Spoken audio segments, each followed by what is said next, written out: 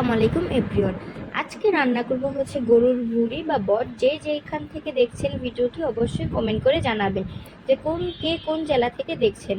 ভুঁড়ি রান্না করার জন্য প্রথমে ভুঁড়ির উপরে যে চামড়ার মতো থাকে ওইটাকে ছিলে নেব। আর আজকের রেসিপিটা কিন্তু খুবই সহজ একটা রেসিপি। চাইলেই কোরবানির আগে এত সহজ পদ্ধতিতে আপনারা এইভাবে রান্না করতে পারেন। এই জন্য ভুঁড়িটাকে ধুয়ে একটা চালনিতে ছেঁকে নেব। এটার পানি ছেঁকা শেষ হয়ে গেলে এটাকে সিদ্ধ করে নেব ভালো করে, না হলে কিন্তু ভুঁড়ি থেকে আরও পানি উঠবে।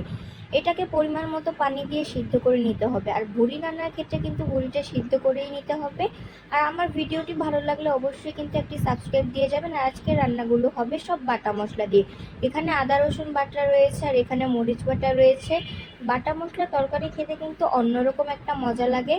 আর এই যে বলক চলে আসলো, বলক চলে আসলে আমাদের ভুঁড়িটা সিদ্ধ হয়ে যাবে। যারা প্রেশার কুকারে রান্না করবেন তাদের 6 থেকে 7টা সিটি দিলেই হয়ে যাবে। এই ভুঁড়ি রান্না করার জন্য আমি 6টা পেঁয়াজ কুচি করে নিয়েছি, আর হয়েছে 10 থেকে 15টার মতো কাঁচামরিচ কুচি করে নিয়েছি।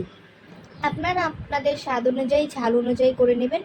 কাঁচামরিচগুলোকে এখন ভালোভাবে কেটে নেব। আর আমার ভিডিওটির কোনো অংশ যদি ভালো লাগে অবশ্যই কিন্তু একটি সাবস্ক্রাইব দিয়ে যাবেন। আর ভিডিওটি কে কোথা থেকে দেখছেন অবশ্যই একটি কমেন্ট করে জানাবেন। পরিমাণ মতো তেল দিয়ে দিয়েছি, এরপর এর মধ্যে গরম মশলা দিয়েছি হচ্ছে এলাচ তেজপাতা। এরপর পেঁয়াজ কাঁচামরিচগুলো এর মধ্যে দিয়ে দেব। পেঁয়াজটাকে কিন্তু আমি কুচি কুচি করে কেটে নিয়েছি। তেলের উপর ভেজে নেওয়ার পর পরিমাণ মতো লবণ দিয়ে দিলাম।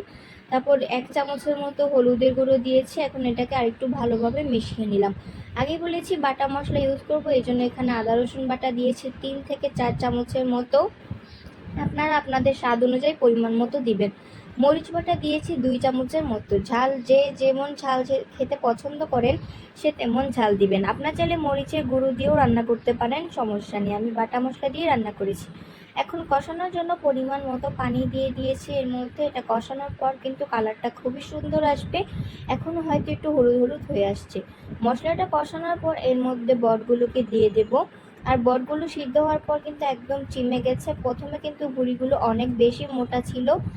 এই যে দেখুন, ভুঁড়িটাকে দিয়েও কিন্তু অনেকক্ষণ কষিয়ে নেওয়ার পর এর মধ্যে আমি গরম পানি ইউজ করব। আপনারা চাইলে ঠান্ডা পানিও ইউজ করতে পারেন, আমি গরম পানি ইউজ করলাম।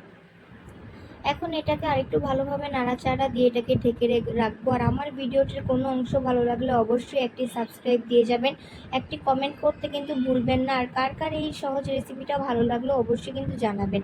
কুরবানির আগে চাইলে এরকম সহজ একটা রেসিপি রান্না করতে পারেন। শেষে দিয়ে দিলাম জিরার গুঁড়ো। আপনারা চাইলে গরম মশলার গুঁড়ো দিলে আলাদাভাবে জিরার গুঁড়ো দেওয়ার প্রয়োজন নেই। এই যে কালারটা কিন্তু খুবই সুন্দর আসছে আর খেতে কিন্তু অনেক বেশি মজা হয়েছে। আর কে কে ভুঁড়ি খেতে পছন্দ করেন অবশ্যই কমেন্টে জানাবেন। আজকে এই পর্যন্তই। সুস্থ থাকবেন, ভালো থাকবেন, আল্লাহ হাফেজ।